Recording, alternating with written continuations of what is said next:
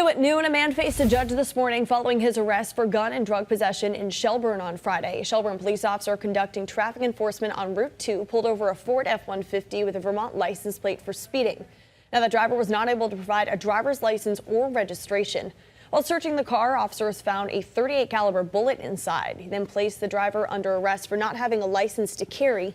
As the officer continued the search, he found more ammunition, loaded and unloaded guns, as well as 4 knives inside the car.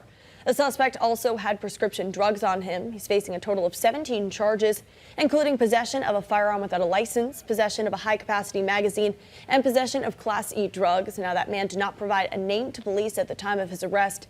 He was held on bail until his arraignment this morning.